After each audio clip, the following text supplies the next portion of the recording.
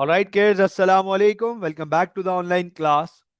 So, in our previous class, we completed all the steps of absorption costing, and not only that, we attempted a past paper question that was presented in our workbook Chester Limited. हमने ना सिर्फ absorption costing का chapter wind up किया, बल्कि हमने Chester limited का ये question भी अटैम्प्ट किया from May June 2014 variant 23 on our workbook. हमने अपनी वर्कबुक में ये क्वेश्चन अटैम्प्ट किया, राइट?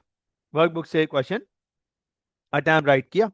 तो अब हमें आज कंटिन्यू करना है। एब्जॉर्प्शन कॉस्टिंग से रिलेटेड हमारे पास एक छोटा सा कॉन्टेक्स्ट ऐड होता है। नोट कीजिएगा, फोकस कीजिएगा। That is order costing. Order costing technically ये हमारा एब्जॉर्प्शन के 4 स्टेप्स के बाद ये हमारा स्टेप 5 बन जाता है यूजुअली, ऑर्डर कॉस्टिंग। सवाल ये आ जाता है स्टूडेंट्स का कि सर ये क्या है, कोई अलग से कॉस्टिंग है? आपने तो बिल्कुल शुरू में पढ़ाया था कि दो ही कॉस्टिंग सिस्टम्स होते हैं, एक मार्जिनल और एक एब्जॉर्प्शनल। तो सर मार्जिनल भी पढ़ा दिया आपने, एब्जॉर्प्शन भी पूरा पढ़ा दिया। आपने कहा एब्जॉर्प्शन के 4 स्टेप्स होते हैं, चारों पढ़ा दिए। सर ये कौन सी कॉस्टिंग है, ये क्या है? तो अंडरस्टैंड कीजिएगा, फोकस कीजिएगा। मैं आपके सामने ऑर्डर कॉस्टिंग का सिंपल सा बैकग्राउंड मेंशन कर रहा हूं कि what is this order costing, क्या होता है, क्यों पढ़ रहे हैं और ऑर्डर कॉस्टिंग करना क्यों जरूरी है और करते कैसे हैं। नोट कीजिएगा, फोकस कीजिएगा। Every now and then business receives a special order which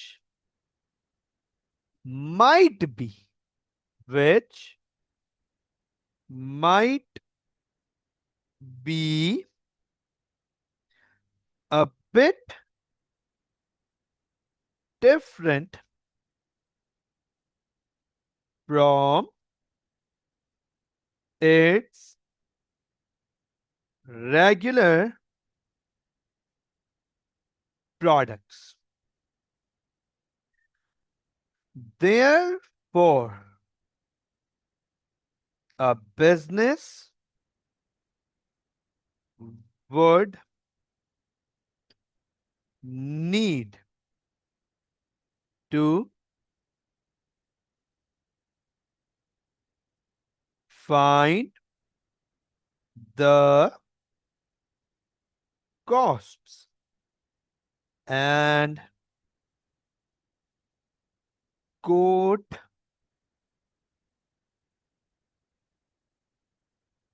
a price। तो अब आप देखो ऑर्डर कॉस्टिंग, बहुत दफा ऐसा होता है बिजनेसेस में कि बिजनेसेस को अलग अलग किस्म के ऑर्डर्स आ जाते हैं, different orders that might be bit different from its regular products. ऐसा हो सकता है कि बिजनेस को जो ऑर्डर्स आ रहे हैं वो उसके रेगुलर प्रोडक्ट से थोड़े से डिफरेंट हो। तो उस केस में बिजनेस को उस ऑर्डर की कॉस्ट आइडेंटिफाई करनी है कि इस पर्टिकुलर ऑर्डर पे हमें क्या कॉस्ट आ रही है, and mind this total cost. फिर बिजनेस को टोटल कॉस्ट पता करनी होती है और एक प्राइस कोट करनी होती है, कोटेशन जिसको हम कहते हैं कि ये हम कस्टमर को ये प्राइस बताते हैं कि ये प्रोडक्ट कस्टमर को इस प्राइस पे मिलेगा। अब वो कस्टमर फिर जाहिर सी बात है उस प्राइस की कोटेशन को बाकी बिजनेसेस की कोटेशन से कंपेयर करता है। तो हम अकेले नहीं होंगे कोटेशन कोट करने वाले, there would be other businesses as well. तो इसका मतलब हर बिजनेस जो है वो अंडरस्टैंड करना इस बात को, ऑर्डर कॉस्टिंग कर रहा होगा, क्योंकि ऑर्डर्स तो सबको ही मिल रहे होंगे।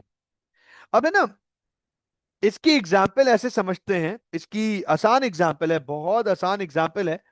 हम एक सिनेरियो केस में चलते हैं, नोट कीजिएगा, फोकस कीजिएगा। फॉर एग्जाम्पल, हम हैं एक साइकिल मैन्युफैक्चरर, ठीक है ना। हम लोग हैं, या हमारा जो बिजनेस है, हमारी जो ऑर्गेनाइजेशन है, हमारी जो कंपनी है, हम हैं साइकिल मैन्युफैक्चरर। और हम 3 टाइप्स की साइकिल्स बनाते हैं, 3 टाइप्स। नोट कीजिएगा, फोकस कीजिएगा। Ordinary, sports and deluxe. Sir हम जो है वो ये 3 टाइप्स की साइकिल्स बनाते हैं।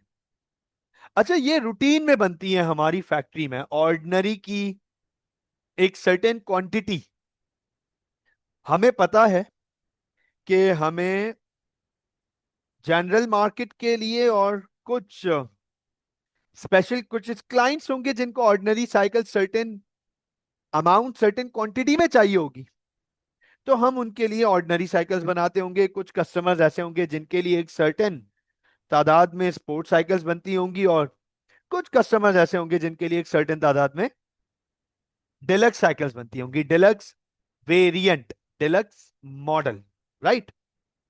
अब अंडरस्टैंड करना इस बात को, फोकस करना और समझना। ऑर्डिनरी हम ऑलरेडी हमारी फैक्ट्री में बना रहे हैं।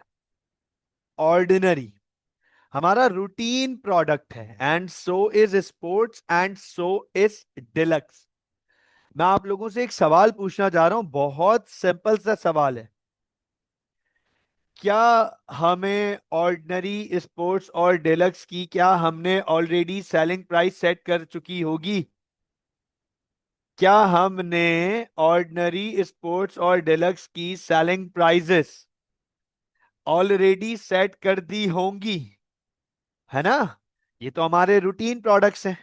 अच्छा, ये मुझे बताओ, क्या सेलिंग प्राइस सेट करने के लिए हमने इनकी टोटल कॉस्ट आइडेंटिफाई की होगी? क्या सेलिंग प्राइस सेट करने के लिए हमने इनकी टोटल कॉस्ट आइडेंटिफाई की होंगी? ऐसा ही है ना। और उन टोटल कॉस्ट में अपने बिजनेस का एक प्रॉफिट परसेंटेज ऐड किया होगा, राइट। अपने बिजनेस का एक प्रॉफिट परसेंटेज ऐड किया होगा कि हम 1 यूनिट ऑर्डिनरी पे इतना प्रॉफिट कमाना चाहते हैं और 1 यूनिट स्पोर्ट्स पे इतना प्रॉफिट कमाना चाहते हैं। चलो, हम रेशोस पढ़ चुके हैं, आज मैं आपको वर्ड भी, वो वर्ड, वो टर्म भी रिकैप करा दूं। मार्कअप। मार्कअप, मार्कअप के बारे में हमने पढ़ा है ना रेशोस में। Profit added on cost, profit added on cost, profit compare to cost. तो मार्कअप ऐड करके हमने इनकी सेलिंग प्राइसेस सेट की होंगी। अब अंडरस्टैंड करना, हाँ दोबारा बता देता हूं बेटा। हम ऑर्डिनरी, स्पोर्ट्स और डिलक्स की सेलिंग प्राइस हमने सेट की होंगी, तो उसके लिए हमने इनकी टोटल कॉस्ट देखी होगी कि ऑर्डिनरी हमें टोटल कितने का पड़ रहा है और स्पोर्ट्स हमें टोटल कितने की पड़ रही है एक साइकिल। और उसके ऊपर हमारा प्रॉफिट ऐड किया होगा, हमारे बिजनेस का मार्कअप, मार्कअप ऐड किया होगा, तो हमें सेलिंग प्राइस मिल गई होगी। ठीक है इब्राहिम, गॉट इट। आगे चलते हैं, अंडरस्टैंड करना। अब सर हमें ऑर्डिनरी, स्पोर्ट्स और डिलक्स की प्राइजेस भी पता है और इनकी एक एक कॉस्ट के बारे में भी पता है। हमारे साथ क्या हुआ, लेट सपोज एक क्लाइंट आया, एक कस्टमर आया और हमें लेट सपोज साइकिल का डिजाइन या पिक्चर दिखाई और कहा हमें ये साइकिल चाहिए एग्जैक्टली अब अंडरस्टैंड करना, जब हमने अपने फैक्ट्री के इंजीनियर को या मैनेजर को, हेड को, सुपरवाइजर को बुलाया और उसको साइकिल की पिक्चर दिखाई और कहा कि देखो भाई, ये ऑर्डर आया है हमारे पास, ये साइकिल रिक्वायर्ड है। तो इंजीनियर ने हमें बताया कि this matches none of our current variant. ये जो साइकिल पिक्चर में है, ना ये हमारी ऑर्डिनरी के करीब आ रही है, ना ये स्पोर्ट्स के करीब है, ना ये डिलक्स के करीब है। अब अंडरस्टैंड करना, the customer wants 1000 cycles, 1000 units of this cycle. अच्छा मुझे ये बताओ, क्या लगता है आपको, क्या हमें ये ऑर्डर छोड़ देना चाहिए? What do you guys think? क्या हमें ये ऑर्डर छोड़ देना चाहिए? कभी कोई बिजनेस ऑर्डर छोड़ेगा क्या? कभी भी नहीं, नहीं नहीं नहीं छोड़ना चाहिए, राइट? अंडरस्टैंड करना, समझिएगा इस बात को। ये जो इवन रूटीन बिजनेस करने वाले ना, रूटीन बिजनेस करने वाले, फास्ट फूड, फास्ट फूड, अगर आप उनको भी कोई ऐसा ऑर्डर लेके चले जाओ ना उनके पास कि हमें 100 यूनिट्स ऐसे एक्सेप्शनल चाहिए या 200 यूनिट्स इस किस्म के चाहिए लेकिन चेंजेस होंगी ये वो आपका ऑर्डर अकोमोडेट करेंगे, वो भी आपका ऑर्डर अकोमोडेट करेंगे। तो अंडरस्टैंड कीजिएगा इस बात को, फोकस कीजिएगा। हमारे पास ये आया है 1000 साइकिल्स का ऑर्डर लेकर क्लाइंट, हम इसे वापस थोड़ी भेज देंगे। अब अंडरस्टैंड करना, हाँ ऑब्वियसली ज्यादा क्वांटिटी में, obviously Abdullah, that is undoubtedly the first and the most important condition कि क्वांटिटी में हो तो, वो वर्ड यूज करते हैं ना, वारे में आएगी। क्वांटिटी में हो तो हम बना सकेंगे एंड दैट इज ट्रू। अब अंडरस्टैंड करना, क्या हम समझना इस बात को, क्या हमें ये जो साइकिल है जो पिक्चर में है, क्या ये हम रूटीन में बनाते हैं? Are we making this kind of a cycle in routine? No sir, हम ये रूटीन में नहीं बना रहे। तो अंडरस्टैंड करना, इसकी कॉस्ट भी नहीं पता हमें और इसकी सेलिंग प्राइस भी नहीं पता हमें। कंटेंट समझना, ना हमें इसकी कॉस्ट पता है अभी और ना हमें इसकी सेलिंग प्राइस पता है, क्योंकि ये हमारे रूटीन का पार्ट तो है नहीं। अच्छा ये ऑर्डिनरी से मिलती जुलती होती तो हम कहते चलो ऑर्डिनरी वाली सेलिंग प्राइस दे दो, हम काम कर लेंगे, या स्पोर्ट्स से मिलती जुलती होती तो हम कहते स्पोर्ट्स वाली सेलिंग प्राइस दे दो। अनफॉर्चुनेटली ये तीनों से ही नहीं मिल रही और करीब भी नहीं आ रही। उसने बोला भाई डिफरेंट है, डिफरेंट काइंड ऑफ साइकिल है, बन जाएगी। इंजीनियर ने कहा बन जाएगी, बना लेंगे, मसला नहीं है। और ऑर्डर हमारे पास इनफ रिसोर्सेज भी हैं, इनफ स्किल्ड एम्प्लॉयज भी हैं और इनफ कैपेसिटी भी है, एक्सेस कैपेसिटी है। हम 1000 साइकिल्स बना लेंगे। कितने? 15 दिन में चाहिए, मिल जाएंगी। गौर से सुनना, क्या हम कस्टमर को ये कह सकते हैं, आप अपने आप को कस्टमर अज्यूम करना इस वक्त, you consider yourself as a customer right now.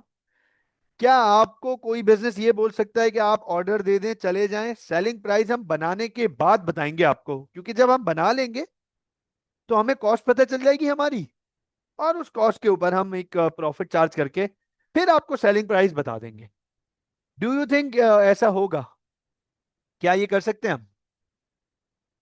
क्या ये हम क्या ये हम कर सकते हैं कि हम कस्टमर को बोले आप चले जाओ, ऑर्डर दे दो, हम बनाएंगे और डिलीवरी के टाइम आपको सेलिंग प्राइस बता देंगे? ये जो यस यस कर रहे हैं, इनसे मैं ऑर्डर लेता हूं। ये जो दो यस यस कर रहे हैं ना, इनसे मैं ऑर्डर लूंगा, इनसे मैं गुड्स, इनको मैं गुड ऑर्डर ले लूंगा, इनसे एक्सेप्ट कर लूंगा और एडवांस अमाउंट भी ले लूंगा, इनको सेलिंग प्राइस फिर मैं बाद में बताऊंगा। कहीं नहीं होता सर ये, कहीं भी ये नहीं होगा। कस्टमर जो ऑर्डर देने आया है वो कहेगा पहले मुझे सेलिंग प्राइस बताओ कि ये साइकिल मुझे कितने की पड़ेगी। ऐसा ही है ना? तो अंडरस्टैंड करना, अब मैं आपके सामने जो एक डिस्क्रिप्शन लिखने जा रहा हूं, that is leading us to order costing. Check कीजिएगा, नोट कीजिएगा। टू कोट, चेक कीजिएगा, to quote the price of any order business needs to find total cost of making one cycle. Then it will add a profit markup to find the total price. तो sir उस customer, अब now that customer is saying के मैंने ये आपके अलावा पांच छह और भी साइकिल मैन्युफैक्चरर्स को ये पिक्चर्स भेजी हुई हैं। ये पिक्चर्स पांच छह मैन्युफैक्चरर्स को और भी भेजी हुई हैं। मुझे अभी 1 घंटे में सब जगहों से प्राइस कोट हो जाएंगे, प्राइस कोट हो जाएंगे, प्राइस बता दिए जाएंगे। तो that customer wants us as well to tell the price. वो हमें भी कह रहा है कि प्राइस बताओ। तो जाहिर सी बात है, उसको प्राइस बताने से पहले सबसे पहले हमें यह देखना पड़ेगा कि वो एक साइकिल हमें कितने की पड़ रही है।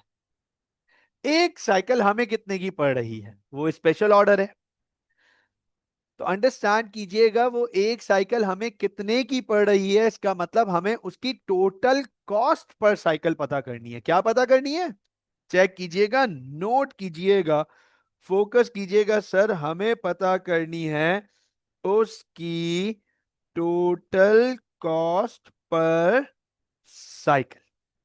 हमें पता करनी है टोटल कॉस्ट पर साइकिल कि एक साइकिल हमें कितने की पड़ेगी। तो उसके लिए हमें दो इंफॉर्मेशन चाहिए, दो चीजें पता करनी है। Variable cost per unit plus fixed cost per unit.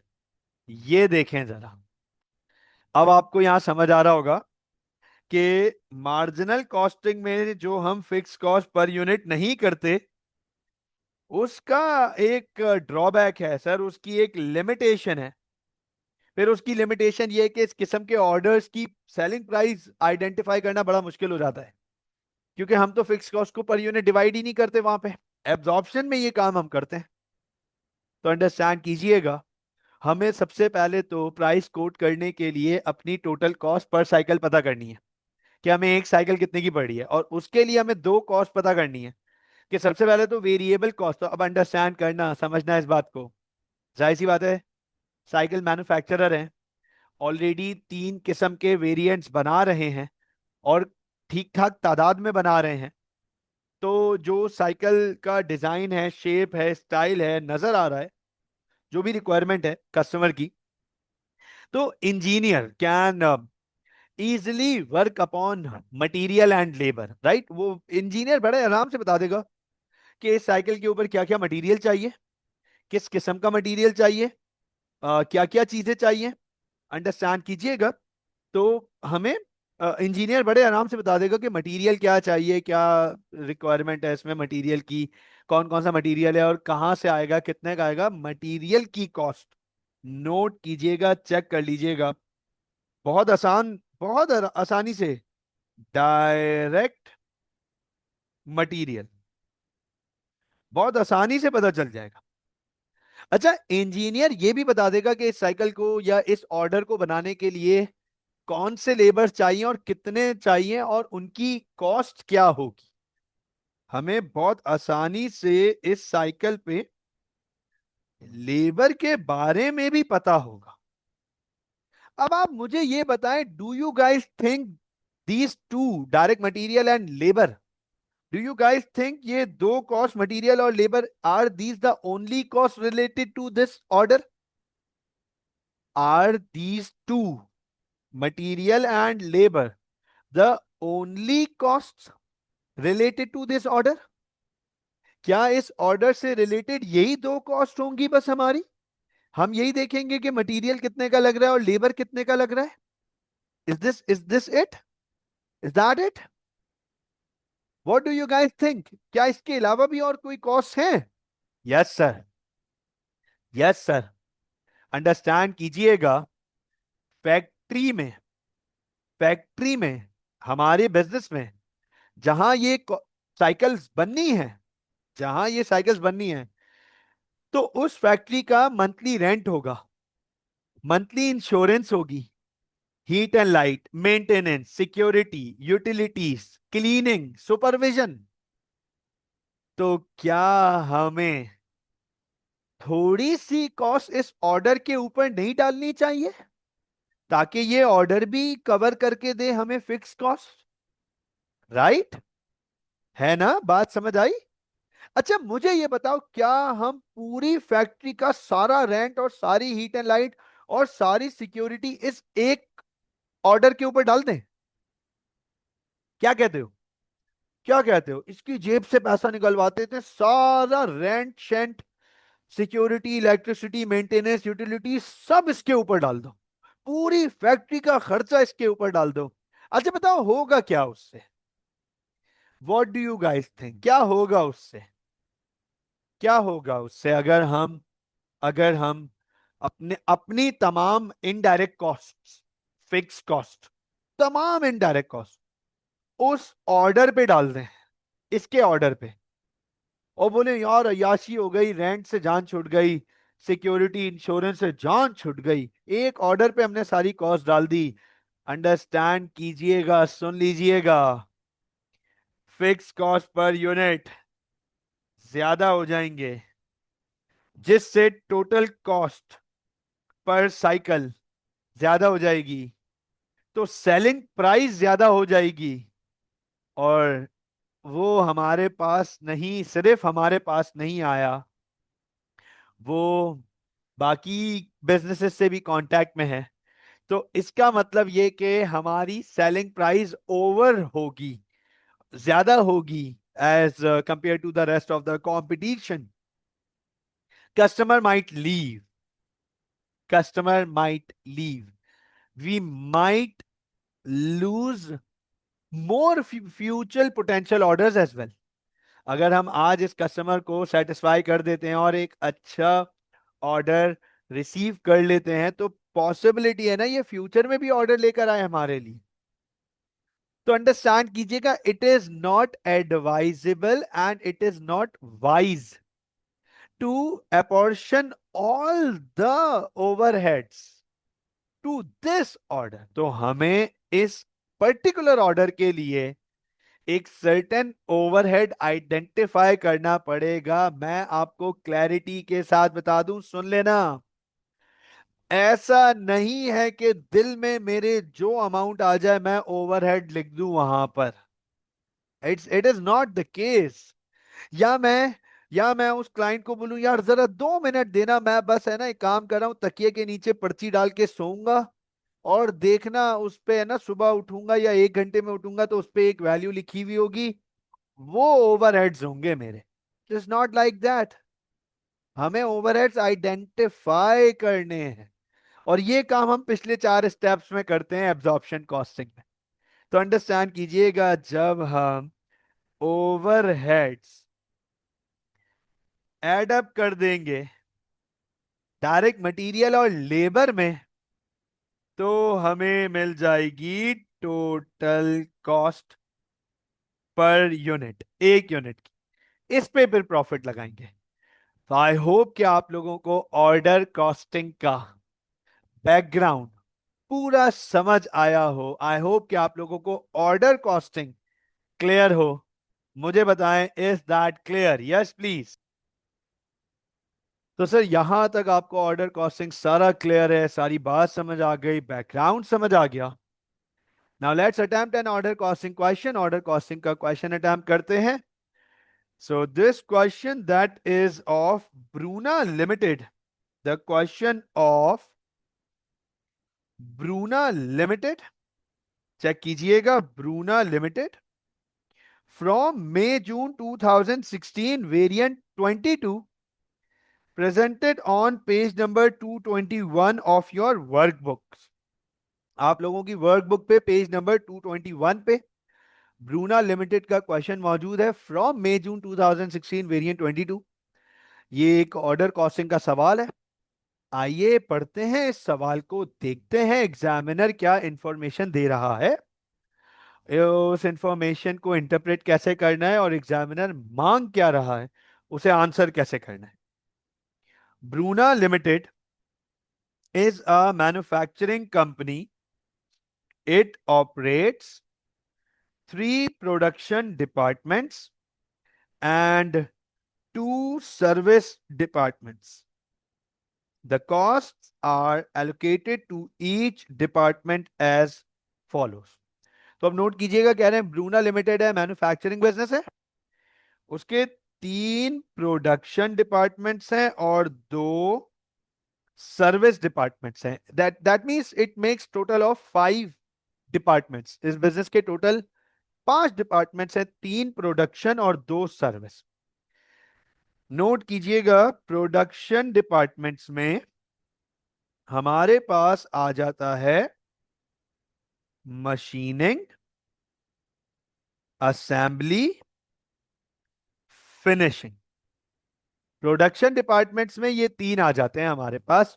Bruna limited के पास जो भी प्रोडक्ट बनता है, जो भी प्रोडक्ट बनता है, मतलब अभी हमें प्रोडक्ट के बारे में बिजनेस ने कुछ खास बताया हुआ नहीं है कि ये बना क्या रहे हैं एक्चुअली।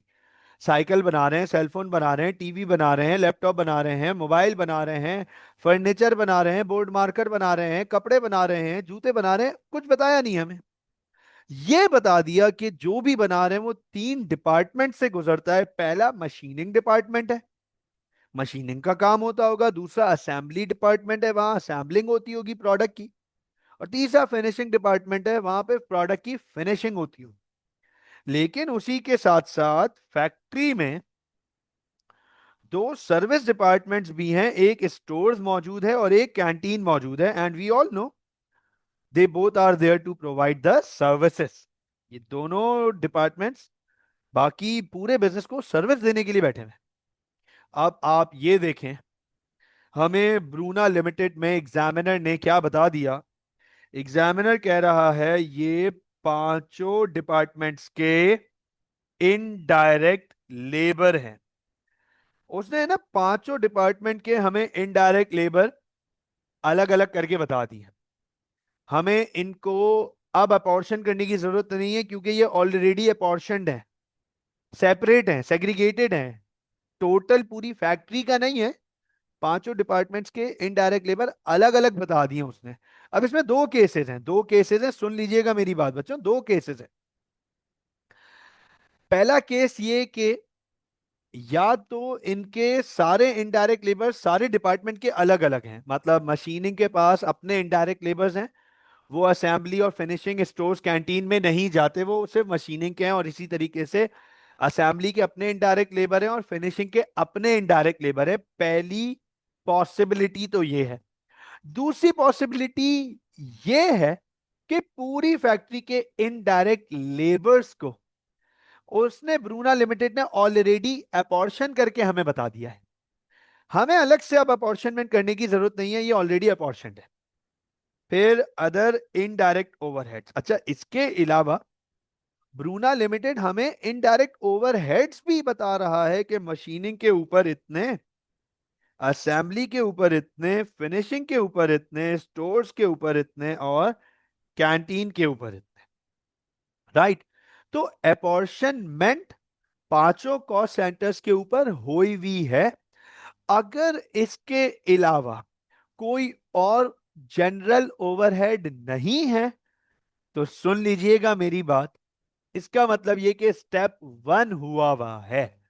मैंने अभी पूरा सवाल नहीं पढ़ा, तो मैं अभी कुछ नहीं कह रहा कि स्टेप वन में कुछ होगा या नहीं होगा, लेकिन बजाहिर मुझे ये नजर आ रहा है और फील आ रहा है कि एग्जामिनर ने स्टेप नंबर वन ये हमें करके दे दिया है। क्या चीज? चेक कीजिएगा, step number one, apportion the fix overheads to each cost centre. ये काम एग्जामिनर ने करके दे दिया है बजाहिर। आगे चलते हैं, सवाल कंप्लीट करते हैं। The service departments cost are allocated to the production departments as follows. Okay, अब क्लियर है, अब बिल्कुल क्लियर है कि स्टेप वन हुआ हुआ है और स्टेप नंबर टू से कहानी स्टार्ट करवाएगा।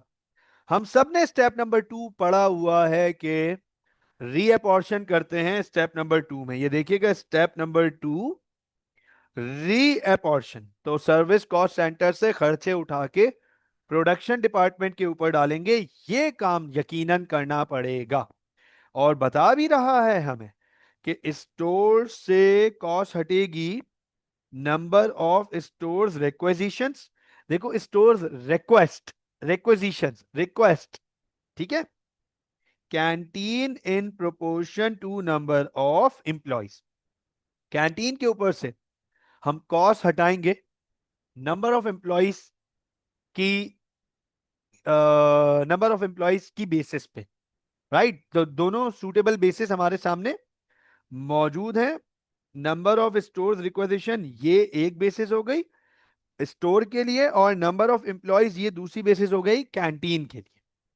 अब हमें मशीनिंग, असेंबली और फिनिशिंग तीनों की इंफॉर्मेशन दी हुई है। Direct labour hours, machine hours, number of employees and number of stores requisitions. तो चेक कीजिएगा, प्लीज फोकस कीजिएगा। मैं जो आप लोगों से सवाल पूछने जा रहा हूं, जल्दी जल्दी जवाब दीजिएगा। बड़े बड़े सिंपल आंसर्स होंगे, बहुत स्ट्रेट फॉरवर्ड आंसर्स होंगे। मशीनिंग डिपार्टमेंट लेबर इंटेंसिव है या कैपिटल इंटेंसिव है? मशीनिंग डिपार्टमेंट लेबर इंटेंसिव है या कैपिटल इंटेंसिव है? क्या लगता है आप लोगों को? मशीनिंग डिपार्टमेंट लेबर इंटेंसिव है या कैपिटल इंटेंसिव है? सर, हम इन दो वैल्यूज को कंसिडर करेंगे, हम इन दो वैल्यूज को कंसिडर करेंगे और कंपेयर करेंगे। तो नजर आ रहा है कि sir machine hours are greater.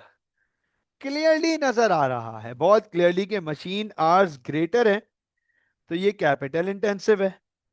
Assembly में लेबर आवर्स ज्यादा हैं, तो ये लेबर इंटेंसिव है। फिनिशिंग में भी लेबर आवर्स ज्यादा हैं, तो फिनिशिंग भी लेबर इंटेंसिव है। ठीक हो गया, पहली चीज। दूसरी चीज ये कि तीनों डिपार्टमेंट में जो नंबर ऑफ एम्प्लॉयज हैं, 5 + 6 = 11 + 9 = 20। तो सर 20 नंबर ऑफ एम्प्लॉयज हैं टोटल, और नंबर ऑफ स्टोर्स रिक्वेस्ट तीनों ने मिला के 6300 +4500 +7200, तीनों ने मिलाकर 18,000 एप्लीकेशंस दी हैं, या 18,000 टाइम स्टोर को यूज किया है। हमने ये पहले भी पढ़ा है, 18,000 टाइम्स तीनों ने मिला के स्टोर्स को यूज किया है। अब आप देखें हमारे सामने एग्जामिनर पार्ट ए में क्या कह रहा है आपसे। कह रहा है calculate to 2 decimal places a suitable overhead absorption rate for each of the three production departments। आपसे ओ ए आर मांग रहा है, ओ ए आर। और OAR का फॉर्मूला अगर मैं आप लोगों को रिकैप करा दूं, by the way OAR is the third step of absorptional costing. OAR is the third step of absorptional costing. तो मैं आप लोगों को अगर OAR का फॉर्मूला रिव्यू करा दूं, रिकैप करा दूं, total overheads of a department divide by total intensive hours. अब कंसर्न ये है, इशू ये है कि डिपार्टमेंट के टोटल ओवरहेड्स नहीं पता अभी तक हमें, रीअपॉर्शनमेंट नहीं हुई हुई सर्विस कॉस्ट सेंटर की प्रोडक्शन के ऊपर। तो आप लोगों को ये बात समझा रहा हूं, सुनिएगा। ऑल्दो हमसे मांगा गया है यहां पे OAR which is step number 3, लेकिन ये काम डायरेक्ट नहीं हो सकता। OAR डायरेक्ट नहीं निकाला जा सकता। स्टेप नंबर 3 डायरेक्ट नहीं निकाला जा सकता। पहले स्टेप नंबर 2 पे काम करना पड़ेगा। स्टेप नंबर 1 हुआ हुआ है, पहले स्टेप नंबर 2 पे काम करना पड़ेगा। और एक दफा जब स्टेप नंबर 2 पे काम हो जाएगा, फिर स्टेप 3 OAR करेंगे। चेक कीजिएगा जरा इसके मार्क्स। और अगर आप इसके मार्क्स देख लेना, इसके मार्क्स की इंपॉर्टेंस बता देता हूं। If you are able to gain this 13 marks, अगर आप ये 13 नंबर लेने में कामयाब हो जाते हैं, तो सुन लीजिएगा, लेटेस्ट थ्रेशोल्ड के अकॉर्डिंग सर आपने यू अवॉइड कर लिया। आप ये देखें, आपने यू अवॉइड कर लिया। This is how, this is the motivation right for us at least right now. ऐसी है ना, कम से कम ये मोटिवेशन भी मिल जाए कि सर चलो ऑर्डर कॉस्टिंग के एक पार्ट से यू अवॉइड हो रहा है। तो देखो, accounting, yes accounting sometimes it seems to be difficult, insane, abnormal, but it is not if done properly. अगर तमीज से, हाँ समटाइम्स 100% यार, 100%, 100%। Sometimes it seems to be difficult. और लेकिन आप देखो क्या मार्किंग, सिंपल 1 ऑफ के इतने नंबर हैं पेपर में, 13, 15, 16 पर यू अवॉइड हो जाता है। तो इसके बाद भी अगर मतलब इसके बाद भी अगर कुछ स्टूडेंट अल्लाह ना करे फेल हो जाते हैं, तो डिसअपॉइंटमेंट होती है। इट ब्रिंग्स शेयर डिसअपॉइंटमेंट ना, कि इसके बाद भी यार, मतलब 1 ऑफ के नंबर में ही पास हो जाएगा इंसान तो, थ्योरी तो छोड़ दो, 1 ऑफ के नंबर में ही पास हो जाएगा। और ऐसे ऐसे 13 13 नंबर के इजी इजी पार्ट्स हैं, स्ट्रेट फॉरवर्ड हमारे पास। 13 13 मार्क्स से स्ट्रेट फॉरवर्ड, इस पे भी पास ना हो तो फिर अफसोस होता है। ठीक है ना। और यकीन करें, आपसे ज्यादा अफसोस हम टीचर्स को होता है, आप लोगों से ज्यादा अफसोस हम टीचर्स को होता है। क्योंकि साल के शुरू में ही आप में से बहुत सारे स्टूडेंट्स में ना एक पोटेंशियल नजर आ जाती है कि नहीं यार, इसका दिमाग अच्छा है, ये अच्छा कर सकता है, ये अच्छा कर सकती है, इसमें पोटेंशियल है। और फिर वो रिजल्ट नहीं आता तो अफसोस होता है। बहरहाल खैर, इंशाल्लाह हम पूरी कोशिश करेंगे इंशाल्लाह ताला कि आप में से किसी को अफसोस भी ना हो, और मुझे भी आप में से किसी का अफसोस ना हो। ठीक है ना। चलो कंटिन्यू करते हैं आपके सामने। मैं इस आंसर को अटेम्प्ट करने जा रहा हूं, पार्ट ए को। फोकस कीजिएगा, नोट कीजिएगा। स्टेप नंबर 1 हुआ है, आंसर स्टार्ट होगा हमारा स्टेप नंबर 2 से। लेकिन उसके लिए पहले मुझे जरा लेबलिंग करनी पड़ेगी और मार्किंग करनी पड़ेगी, किस चीज की? पांचों डिपार्टमेंट्स की।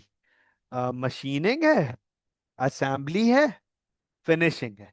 तो चेक कीजिएगा, मशीनिंग, ठीक है।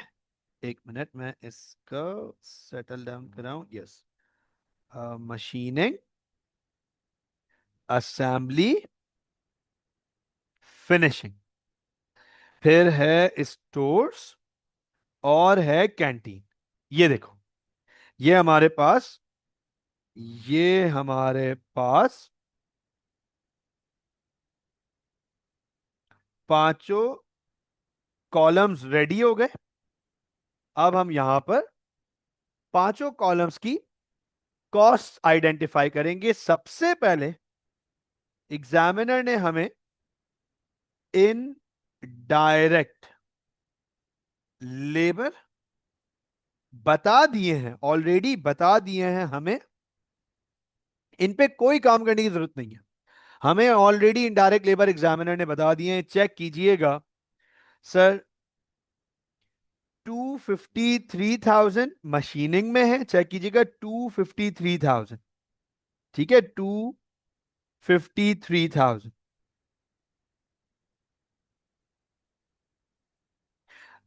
253,000। अच्छा, एक काम मैं ये भी कर सकता हूं कि ऊपर सब में थाउजेंड्स लिख के नीचे थाउजेंड्स एलिमिनेट कर दूं, 000 एलिमिनेट कर दूं, ये भी किया जा सकता है, अलाउड है, आप ये काम कर सकते हो। कैसे कर सकते हो प्लीज चेक कीजिएगा सब लोग। एक तो जैसे नॉर्मल लिखते हैं ना, उसके अलावा अगर मैं यहां पर आप सबके सामने अगर मैं यहां पे ट्रिपल जीरोस लिख दूं, चेक कीजिएगा, ट्रिपल या इसको और तरीके से अगर करना है, थोड़ी सी एक जगह और मिल जाएगी हमें। यहां पर अगर मैं सब में ट्रिपल जीरोस लिख दूं, ये देखो, तो अब मैं ना अपना टाइम, अपनी जगह, अपना एफर्ट काफी हद तक सेव कर लूंगा। अब मैंने एग्जामिनर को ये आइडेंटिफाई करा दिया, दिखा दिया, शो कर दिया कि whatever the values over here are would be in thousands. तो सर सबसे पहली वैल्यू आ गई 253,000 मशीनिंग में।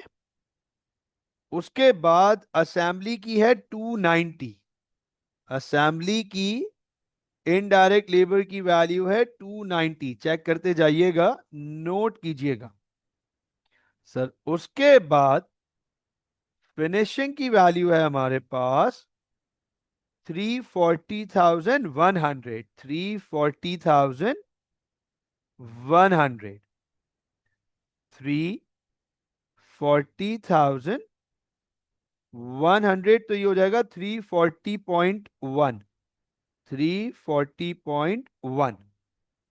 ठीक हो गया, आगे चेक कीजिएगा। उसके बाद है हमारे पास, thank you Musa, thank you, means a lot बेटा, 52 एंड 78।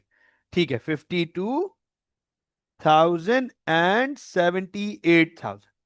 तो आप देखो इनडायरेक्ट लेबर हमने पांचों के मेंशन कर दिए। इनडायरेक्ट लेबर के अलावा ब्रूना लिमिटेड ने other indirect overheads, other indirect overheads भी पांचों डिपार्टमेंट्स के हमें ऑलरेडी अपॉर्शन दिए हुए हैं। तो अब आप देखो, सबसे पहले हम मशीनिंग के अदर इनडायरेक्ट ओवरहेड्स निकालेंगे, तो दे आर 205, 2,05,000, 205। और फिर असेंबली के हैं 90,000, 205। फिर असेंबली के हैं 90,000, राइट। फिर है 225,000, then it is 88,000, and then it is 92,000, then it is 92,000। तो चेक कीजिएगा, ये हमारे पास ब्रूना लिमिटेड की तरफ से पांचों डिपार्टमेंट्स के इनडायरेक्ट ओवरहेड्स भी आ गए। अब मुझे सिंपल एक काम करना है, मुझे इन पांचों का टोटल करना है, मुझे इन पांचों का टोटल करना है। जल्दी से टोटल करेंगे, 253 प्लस 205, 458, 458,000 आ गया मशीनिंग का, 380,000 आ गया असेंबली का। उसके बाद हमारे पास फिनिशिंग की क्या वैल्यू आ रही है, 565,100, 565,100, राइट। ये आ गई हमारे पास फिनिशिंग की वैल्यू। उसके बाद 140 एंड 180, राइट, ऐसी है ना, 140 एंड 180, परफेक्ट, 140 एंड 180। अब आप ये देखें, ये हमारे पास टोटल ओवरहेड्स आ गए, ये हमारे पास जो है टोटल ओवरहेड्स आ गए अपॉर्शन टू दीज डिपार्टमेंट्स। अब हमें रीअपॉर्शन करना है, तो रीअपॉर्शन सबसे पहले ये चेक कीजिएगा, रीअपॉर्शन मैं करूंगा स्टोर्स को, स्टोर्स सबसे पहले मैं स्टोर्स के ऊपर से कॉस्ट को रीअपॉर्शन करूंगा। अब आप ये नोट कीजिएगा और गौर से देखिएगा, स्टोर्स के ऊपर, स्टोर्स के ऊपर हमारी जो कॉस्ट आई है वो 140,000 आई है। स्टोर्स के ऊपर हमारी कॉस्ट जो आई है वो आई है 140,000। चेक कर लीजिएगा, 140,000। हमें इसे डिवाइड करना है on number of stores request which are 18,000। जो हमारे पास 18,000 है, 18,000, हमें इस पे इसको डिवाइड करना है 18,000 पे। So sir 140,000 divide by 18,000 multiplied by 6,300। तो sir 49,000 will go to machines। 49,000 reapportionment store की हो गई मशीन के ऊपर, मशीन्स के ऊपर। 6,300 हटा दूंगा, 4,500 इंक्लूड करूंगा, तो सर 35,000 ये आ गई असेंबली के ऊपर 35,000। ठीक है, और 4,500 हटा के 7,200 कंसिडर करूंगा, तो ये आ जाएगी 56,000 फिनिशिंग के ऊपर। आप इन तीनों को टोटल करके देख लो, आप इन तीनों को टोटल करके देखो, क्या ये 140,000 हो रहा है? 49,000 प्लस 56,000 प्लस 35,000, 140,000। चेक कीजिएगा, कैंटीन के ऊपर स्टोर्स की कोई भी कॉस्ट नहीं आएगी, कैंटीन के ऊपर स्टोर्स की कोई भी कॉस्ट नहीं आएगी। Is this right? अब स्टोर तो रीअपॉर्शन हो गया, स्टोर्स डन एंड डस्टेड, रीअपॉर्शन। आइए कैंटीन को रीअपॉर्शन कर लेते हैं डायरेक्टली। 180,000 ये हमें कैंटीन के ऊपर से हटाने, और स्टोर्स ऑलरेडी जीरो हो चुका है, स्टोर्स ऑलरेडी जीरो हो चुका है। ओके उमर कासवानी, बस मैं इस पे वैल्यूज लिखूंगा, लेकिन इससे पहले जरा बता देता हूं कि कैंटीन के ऊपर कॉस्ट आई है 1,80,000, 180,000, और वो रीअपॉर्शन कर रहे हैं हम नंबर ऑफ एम्प्लॉयज के थ्रू, जो कि है 20 एम्प्लॉयज, 20 एम्प्लॉयज हैं। ठीक है ना? तो 180 divide by 20 multiplied by 5, machining के ऊपर आ गए 45,000, मल्टीप्लाइड बाय 6 करेंगे तो असेंबली के ऊपर आ गए 54,000, और फिर 6 की जगह 9 से मल्टीप्लाई करेंगे तो 81,000। ये हमारे पास तीनों प्रोडक्शन डिपार्टमेंट्स की रीअपॉर्शनमेंट आ गई ऑफ कैंटीन। 45,000, इसके अलावा 54,000 और 81,000, तीनों को ऐड कर लो, 45, 54, 81, 180 टोटल होगा। अब एंड में मुझे इन तीनों का, पांचों का टोटल करने जाऊंगा ना, पांचों का टोटल। सर स्टोर की कॉस्ट कैंटीन में नहीं आएगी, कहां इन्होंने कहां दिखाया है कि स्टोर को कैंटीन ने यूज किया या कैंटीन ने स्टोर को यूज किया? देखो जरा, यहां तो हमें बाकी दो सर्विस वालों के बारे में तो कुछ बताया ही नहीं है। ठीक है ना? कैंटीन को रीअपॉर्शन कैसे करेंगे अली? कैंटीन के ऊपर कॉस्ट आई थी 180,000 की, कैंटीन को रीअपॉर्शन कर रहे हैं हम नंबर ऑफ इंप्लॉयज के थ्रू। किसके थ्रू कर रहे हैं? नंबर ऑफ इंप्लॉयज के थ्रू। तो नंबर ऑफ इंप्लॉयज कितने हैं अली, ये चेक कीजिएगा। नंबर ऑफ इंप्लॉयज है 20, 180,000 डिवाइड बाय 20, फिर multiplied by 5, multiplied by 6 and multiplied by 9। Okay, is this right? ठीक हो गया। चलो अब हम टोटल कर लेते हैं, तो हमारे पास 458 प्लस 49 प्लस 45, 552, 552,000 ये हमारे पास मशीनिंग का टोटल आ गया। 469,000, 469,000। ओके, एक just a minute, just a minute. Ali thank you for the correction. ये उमर कासमानी जो है, ये जो है ना, इसकी कैलकुलेशंस ठीक नहीं है, ये कैलकुलेशन में मसला करता है वन ऑफ के चक्कर में।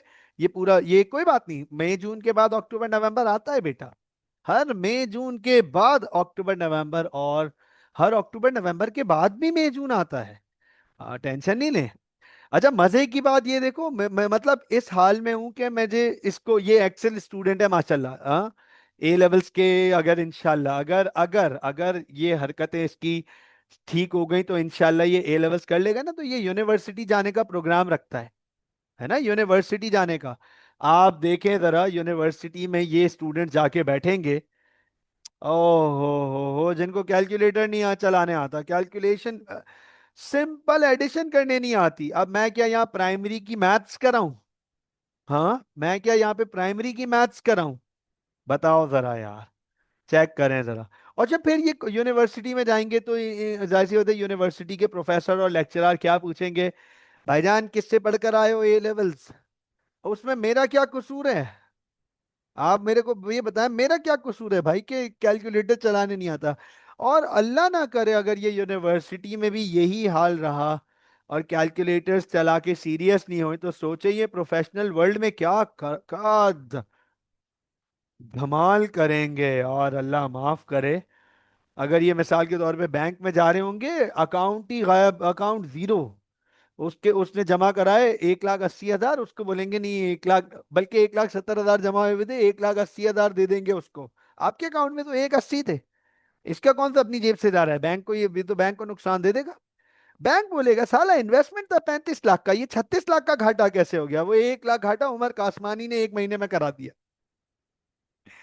ओ खैर, ओहो हो, मेरा नाम रोशन करेगा भाई, मेरा नाम तो अमार है, रोशन कैसे करेगा? मेरा नाम चेंज। ओके, चलो फोकस कीजिएगा। Thank you Ali for the correction. मैं जल्दी से इसको करेक्ट कर देता हूँ। दिस इज 170, और हमें 170 ही रीअपोर्शन करना है, 170। एंड 170 को अब रीअपोर्शन, जाहिर सी बात है ये सारी वैल्यूज हमारी चेंज होंगी। तो 170 divide by 20, 170 divide by 20 multiplied by 5, ये हो गया हमारे पास 42,500, 42,500। चेक कीजिएगा प्लीज, 42,500। उसके बाद 5 के बाद 6 एम्प्लॉयज हैं, 6 और 9, 6 और 9 है ना, 6 और 9, ठीक है। तो 6 से मल्टीप्लाई कर दें, ये हो गया 51,000, और फिर 9 से मल्टीप्लाई करें, ये हो गया 76,500, 76,500।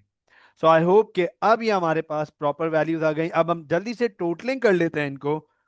टोटल ओवरहेड्स आ जाएंगे, टोटल ओवरहेड्स 458 प्लस 49 प्लस 42.5, तो ये हो गई हमारे पास 549,500, 549,500, ठीक है। इसके बाद 380,000 प्लस 35,000 प्लस 51,000, 466,000, 466, और फिर 565,100 प्लस 56,000 प्लस 76,500, ये हो गया हमारे पास 697,600। They will become zero, stores and canteen zero हो गए। चेक कीजिएगा प्लीज, फोकस कीजिएगा। ये हमारे पास, गौर से देखिएगा, नोट कीजिएगा, स्टेप नंबर 2 डन हो गया। डन विद स्टेप नंबर 2, लेकिन एग्जामिनर ने तो यहाँ ओ ए आर मांगा है हमसे, overhead absorption rate, O A R. आइए जल्दी से तीनों डिपार्टमेंट्स के ओ ए आर निकालूंगा। यहाँ पे मशीनिंग का, यहाँ पे असेंबली का, और यहाँ पे फिनिशिंग का।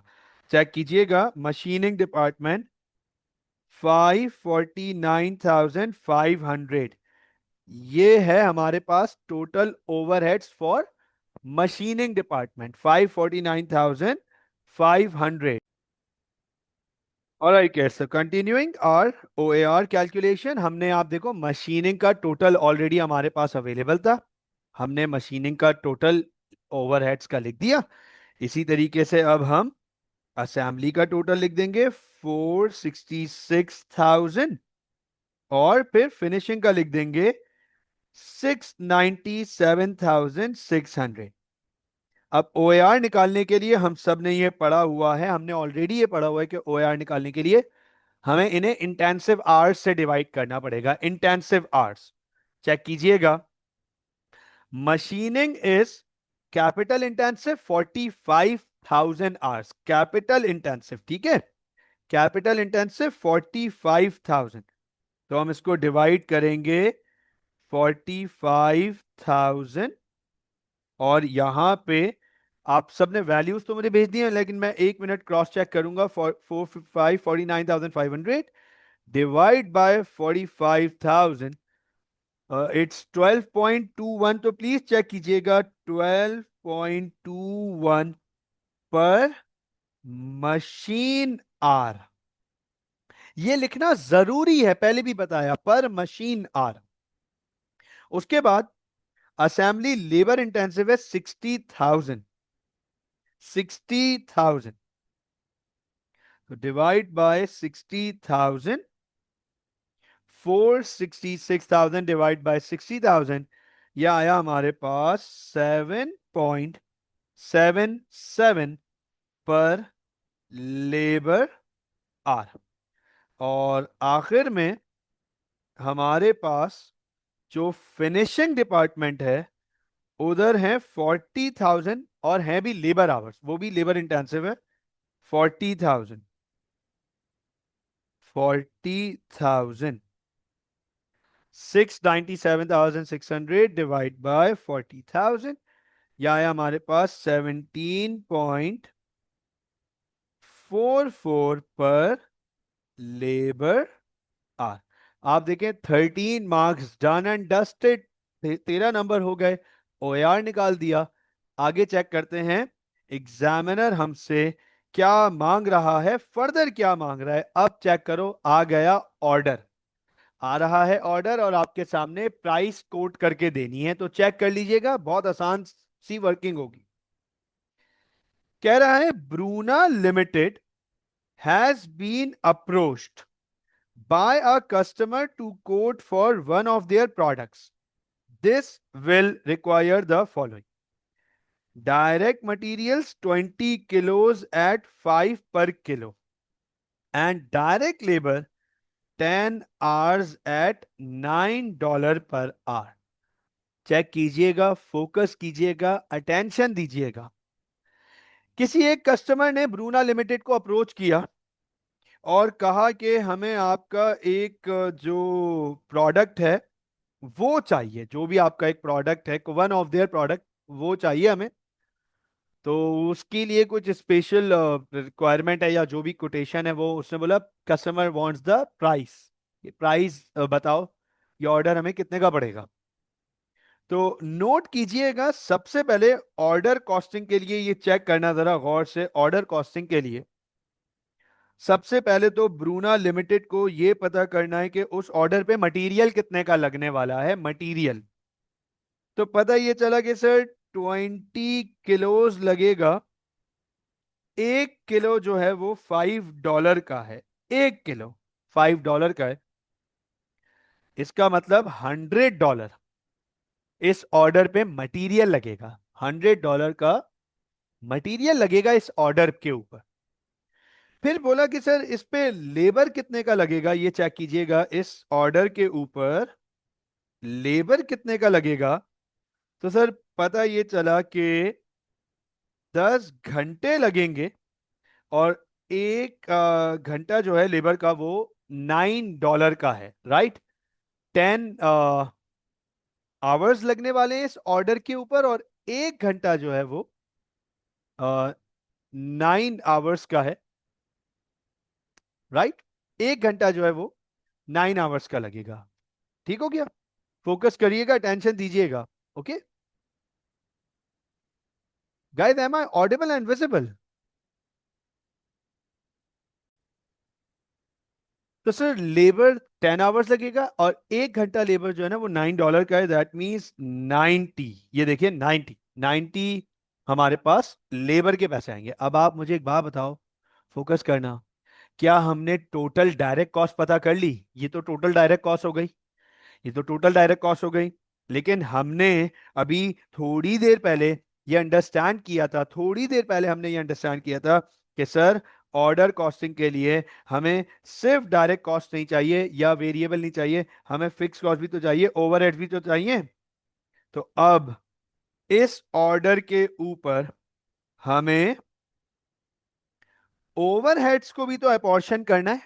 इस ऑर्डर के ऊपर ओवरहेड्स भी तो अपॉर्शन करने। अब ये कैसे करेंगे चेक करना। जल्दी से मुझे ये बताओ, ये ऑर्डर कितने डिपार्टमेंट से गुजरता है, कितने प्रोडक्शन डिपार्टमेंट से गुजरता है? ये ऑर्डर कितने प्रोडक्शन डिपार्टमेंट से गुजरता है टोटल? Yes please. हाँ वेरी गुड। तीन डिपार्टमेंट, तीन प्रोडक्शन डिपार्टमेंट से गुजरता है, राइट। आप मुझे ये बताओ, क्या तीनों प्रोडक्शन डिपार्टमेंट्स के थोड़े थोड़े ओवरहेड्स इस ऑर्डर पर आने चाहिए? यस और नो? क्या इस ऑर्डर पे तीनों डिपार्टमेंट्स के थोड़े थोड़े ओवरहेड्स आने चाहिए? आने चाहिए ना? चेक करना, नोट करना। अभी आपको बात बहुत आसानी से समझ आ जाएगी। सबसे पहले ये गुजरता है मशीनिंग डिपार्टमेंट से। आई रिपीट, आई रिपीट, सबसे पहले ये गुजरेगा मशीनिंग डिपार्टमेंट से। और मशीनिंग डिपार्टमेंट में ये अगर 1 घंटा काम होगा इसके ऊपर, 1 घंटा, तो ऑलरेडी हम 1 घंटे का ओवरहेड निकाल चुके हैं। Is this right? हम 1 घंटे का ओवरहेड निकाल चुके हैं ना। कि 1 घंटा मशीनिंग डिपार्टमेंट में काम होगा तो 12.21 का ओवरहेड लगेगा। ये चेक करना, 12.21 चेक कीजिएगा। 12.21, 1 घंटा मशीनिंग डिपार्टमेंट में काम होता है तो 12.21 का ओवरहेड लगता है। ये देखना जरा, यहां पर आपके सामने ये कह रहा है मशीनिंग डिपार्टमेंट में, ये बताओ इसको कितने मशीन के आवर्स चाहिए, ये बता दो जरा। How many hours of machine required in machine are for this order? इस ऑर्डर में, इस ऑर्डर के लिए मशीनिंग डिपार्टमेंट में मशीन के कितने घंटे चाहिए हमें? सर 2 आवर्स, 2 घंटे चाहिए, 2 घंटे चाहिए, 2 आवर्स। तो अब आप मुझे ये बताएं प्लीज, गौर से देखिएगा, नोट कीजिएगा, फोकस कीजिएगा। मुझे ये बताएं कि अगर मशीनिंग डिपार्टमेंट में 1 घंटा काम होता है, 12.21 लगते हैं, तो 2 घंटे के 24.42 हो गए। 2 घंटे ये मशीनिंग डिपार्टमेंट में, ये ऑर्डर 2 घंटे मशीनिंग डिपार्टमेंट में रहेगा तो इसके ऊपर 24.42 का ओवरहेड आ गया। अब समझना, प्लीज फोकस कीजिएगा, ये मशीनिंग डिपार्टमेंट से असेंबली डिपार्टमेंट में पहुंच गया। ये मशीनिंग डिपार्टमेंट से असेंबली डिपार्टमेंट में पहुंच गया। और भैया असेंबली डिपार्टमेंट में 1 घंटा लेबर काम करेगा तो 7.77 का ओवरहेड लगेगा। $7.77 का ओवरहेड लगेगा लेबर के हिसाब से। तो नोट कीजिएगा, 7.77 लेबर के हिसाब से, क्योंकि लेबर इंटेंसिव है ना। अब आप जरा ये बताओ, असेंबली डिपार्टमेंट में इसको लेबर के कितने घंटे चाहिए? Sir 3 hours. असेंबली डिपार्टमेंट में इसको लेबर के थ्री थ्री आवर्स चाहिए, लेबर के 3 घंटे। इसका मतलब असेंबली डिपार्टमेंट में लेबर ने 1 घंटा काम किया तो ओवरहेड लगा 7.77। 2 घंटे काम किया तो डबल, और 3 घंटे काम किया तो 23.31, 3 आवर्स। Very good, 23.31। फोकस करना, 3 घंटे असेंबली डिपार्टमेंट में इसके ऊपर काम हुआ।